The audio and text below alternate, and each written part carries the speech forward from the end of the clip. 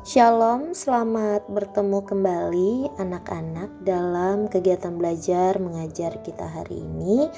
Bagaimana kabar kalian semua? Sehat? Puji Tuhan. Ibu doakan semoga kita selalu sehat, selalu mematuhi protokol kesehatan selama masa pandemi COVID-19 ini.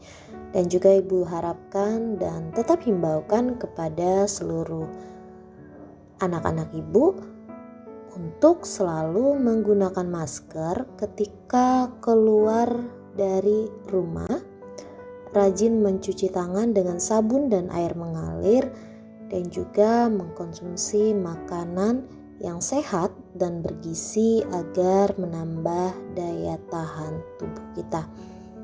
Dan jangan lupa untuk subscribe channel Ibu, like dan komen untuk mendukung channel ini tetap berkembang. Hari ini kita akan belajar pendidikan agama Kristen dan budi pekerti untuk kelas 8.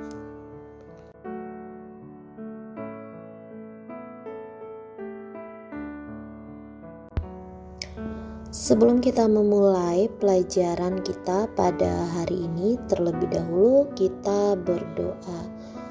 Mari tundukkan kepala, lipat tangannya, tutup mata, kita berdoa bersama-sama. Terima kasih Tuhan atas segala berkat anugerah yang senantiasa Engkau berikan kepada kami. Hari ini kami akan belajar, kiranya Engkau berikan hikmat, akal budi, kepintaran kepada kami agar kami boleh mengerti pelajaran kami pada hari ini. Terima kasih Tuhan, kami menyerahkan rangkaian kegiatan belajar mengajar kami ini hanya di dalam tangan Tuhan. Haleluya, amin.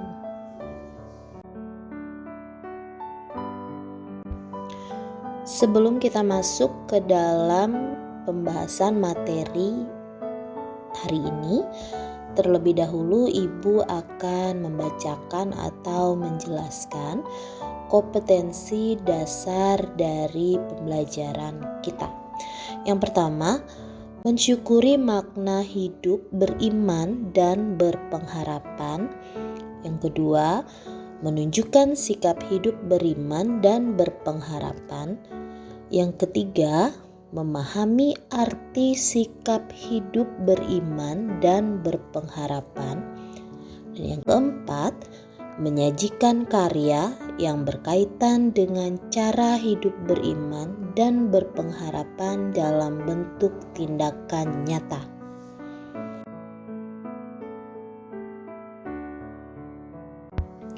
Selanjutnya, indikator pencapaian kompetensi yang diharapkan kita capai selama atau sesudah pembelajaran ini berlangsung adalah yang pertama, mensyukuri makna hidup beriman dan berpengharapan. Yang kedua, menunjukkan sikap hidup beriman dan berpengharapan. Yang ketiga, menjelaskan makna iman dan berpengharapan. Yang keempat, menjelaskan dampak beriman dan berpengharapan.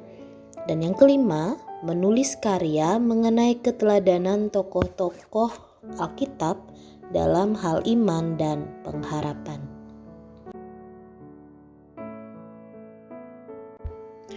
Dan tujuan pembelajaran yang diharapkan adalah bahwa melalui pembelajaran aktif dengan pendekatan saintifik dan model pembelajaran discovery learning, diharapkan siswa mampu yang pertama mensyukuri makna hidup beriman dan berpengharapan. Yang kedua, menjelaskan makna iman dan pengharapan. Yang ketiga, menjelaskan dampak beriman dan berpengharapan. Dan yang keempat, menulis karya mengenai keteladanan tokoh-tokoh Alkitab dalam hal iman dan pengharapan.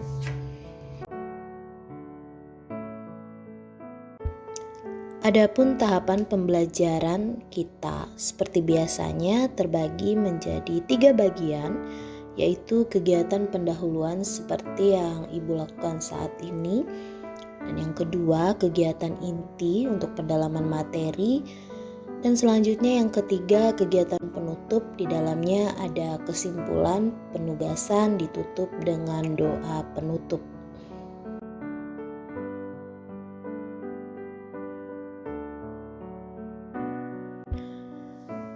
Materi belajar kita hari ini adalah bab 4, dampak hidup beriman dan berpengharapan. Dan bahan Alkitab yang akan membantu kita memahami materi ini adalah Daniel pasal 3 ayat 16 sampai 18, Yakobus pasal 1 ayat 2 sampai 8, Yakobus pasal 2 ayat 14 sampai 17, kemudian 1 Petrus pasal 1 ayatnya yang kedua. Yang punya buku silakan buka di halaman 24 bab 4, dampak hidup beriman dan berpengharapan.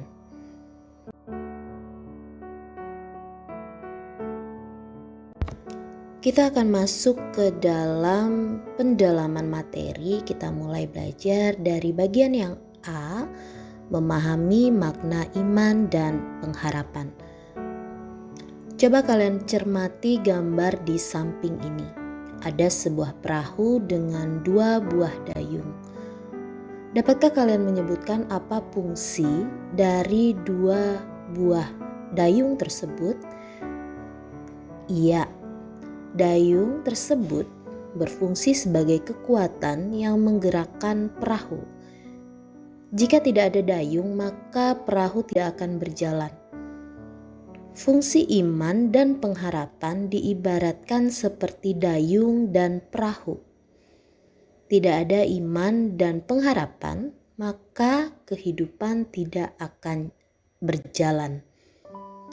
Tanpa dayung, perahu akan terombang-ambing di tengah air sungai ataupun danau dan pada akhirnya dapat terdampar ataupun tenggelam. Begitu juga tanpa iman dan pengharapan, hidup kita akan mudah terombang-ambing tanpa tujuan, diliputi keraguan, kebimbangan, sehingga mudah terbujuk untuk melakukan hal yang menyimpang. Kata iman dalam Perjanjian Lama berarti berpegang teguh.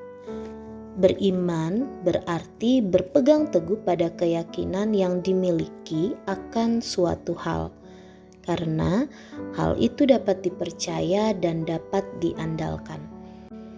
Demikianlah iman selalu berkaitan dengan percaya.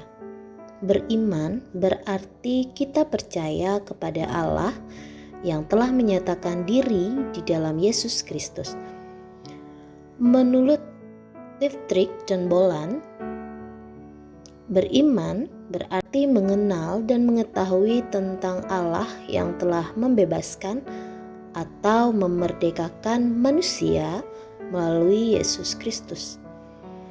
Beriman berarti juga mengakui kekuasaan Allah dan firman-Nya dalam kehidupan, dan karena itu kamu terpanggil untuk bersaksi tentang firman Allah melalui pikiran, perkataan, dan perbuatan. Adapun kata pengharapan juga tidak terlepas dari iman kepada Tuhan. Iman membangkitkan pengharapan sekaligus mendorong seseorang untuk mewujudkan pengharapannya itu dalam pikiran, perkataan, dan perbuatannya. Pengharapan merupakan suatu keinginan akan sesuatu yang baik atau tujuan yang baik. Tiap orang mempunyai harapan akan kebahagiaan sejati yang telah ditanamkan dalam hati manusia. Harapan ini adalah suatu keinginan hati berdasarkan iman. Tanpa iman, maka manusia tidak akan mempunyai pengharapan. Harapan inilah yang membuat manusia bertahan menanggung segala macam penderitaan dan kesulitan hidup. Bagi orang Kristen, iman dan pengharapan terarah kepada Yesus Kristus Sang Juru Selamat.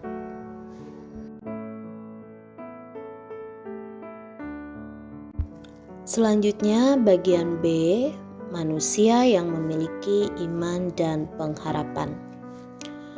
Mari kita baca cerita Daniel dan 3 kawannya dalam Daniel pasal 1 dan juga Daniel pasal 3 mengenai bagaimana mereka tetap memelihara iman dan pengharapannya kepada Allah di tengah penghukuman dari Raja Nebukadnezar di Babel. Suatu ketika Raja Nebukadnezar mendirikan sebuah patung emas, dan ketika hari pentahbisannya, Raja mengundang semua pejabat istana, termasuk di antara mereka adalah Sadrah, Mesak, dan Abednego. Kemudian Raja menitahkan agar semua orang sujud dan menyembah kepada patung tersebut, dan apabila menolak, maka akan dilempar ke dalam perapian yang menyala-nyala. Titah itu sebenarnya tidak sulit dilakukan untuk mereka yang tidak mengenal Allah. Tetapi bagi Sadrah, Mesak, dan Abednego, hal itu sulit dilakukan karena apabila mereka menyembah patung tersebut, maka mereka telah melanggar hukum Allah untuk tidak menyembah patung. Sedangkan apabila mereka tidak menyembah patung, maka hukuman mati pun menanti mereka. Menghadapi hukuman mati, iman mereka tetap teguh. Pengharapan mereka bahkan semakin kuat kepada Allah penyelamatnya. Buah dari iman mereka, yaitu Allah meluputkan mereka dari kematian. Kobaran api yang menyala-nyala tidak mampu memusnahkan mereka.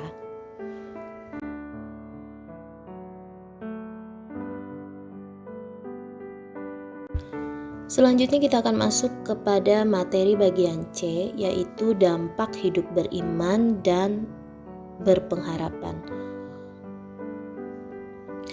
Bagaimana iman dan pengharapan dapat bertumbuh? Iman dan pengharapan tidak secara otomatis.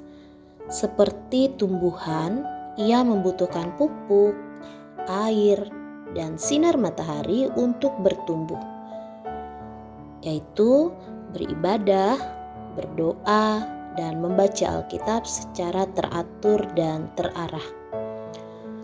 Banyak tanda yang dapat kita temui sepanjang penjelasan Alkitab mengenai dampak hidup beriman dan berpengharapan.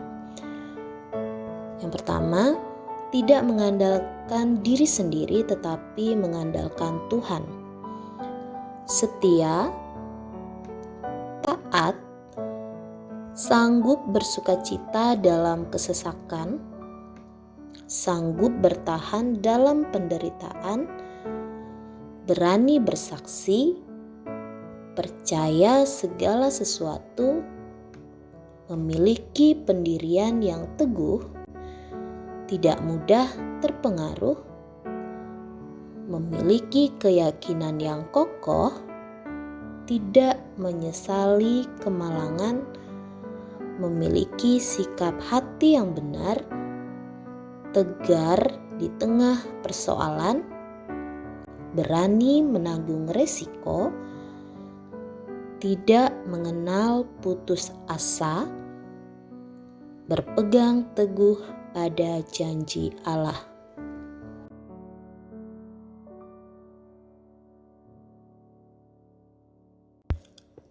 Nabi Yeremia menulis, "Diberkatilah orang yang mengandalkan Tuhan, yang menaruh harapannya pada Tuhan.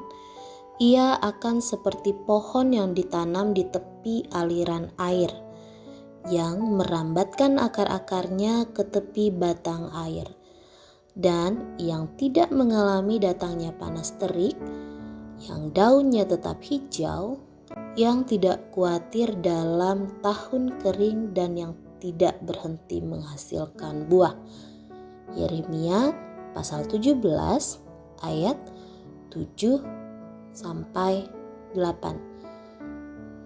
Orang yang berharap kepada Tuhan tidak akan ditelantarkan, sebab Dialah Bapa kita, Pencipta, Pemelihara, dan Penyelamat kita.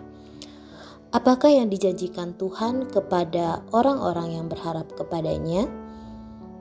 Yang pertama, tidak akan dikecewakan. Itu terdapat di dalam Roma pasal 5 ayat yang kelima. Yang kedua, tidak akan dipermalukan. Terdapat di dalam Roma pasal 9 ayat 33. Yang ketiga, memperoleh pertolongannya.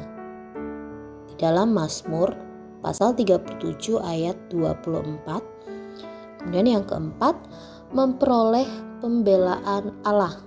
Itu terdapat di dalam Zakaria pasal 2 ayat 8. Lalu yang kelima, memperoleh berkat-berkatnya.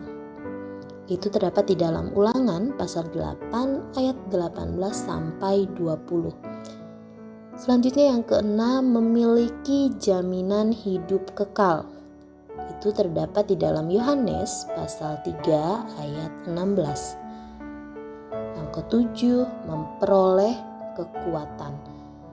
Dalam 1 Korintus pasal 1 ayat 27 sampai 29. Yang kedelapan, memperoleh penghiburan. Itu terdapat di dalam Matius pasal 5 ayat yang keempat. Dan terakhir adalah akan mendapatkan kemerdekaan dari perbudakan kebinasaan.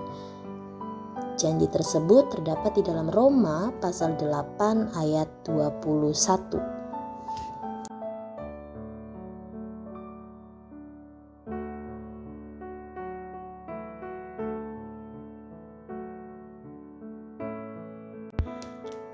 Slide ini dan slide berikutnya adalah slide untuk penugasan siswa. Silakan dibaca tugasnya dan dikerjakan serta dikumpulkan sesuai dengan waktu atau jadwal yang sudah kita sepakati bersama.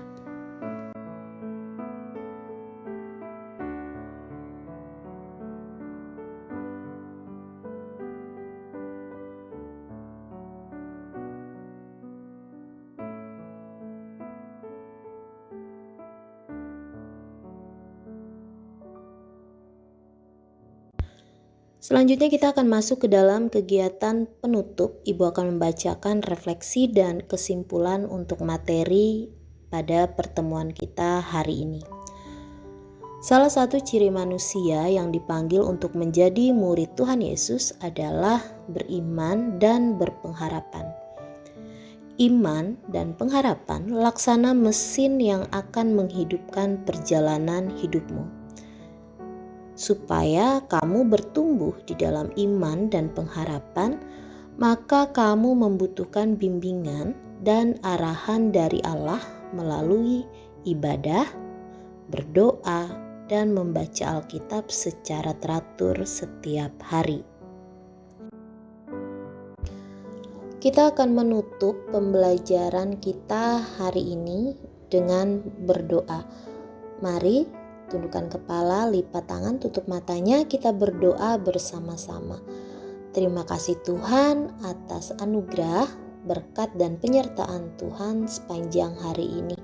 Kami telah menyelesaikan pembelajaran kami hari ini. Berikan kami hikmat, kepintaran, akal budi, agar kami boleh mengerti apa yang telah kami pelajari ini. Hanya di dalam nama-Mu kami berdoa dan mengucap syukur. Haleluya. Amin.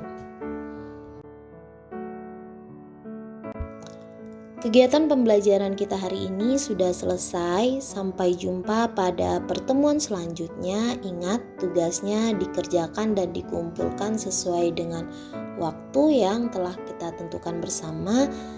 Dan Tuhan Yesus memberkati.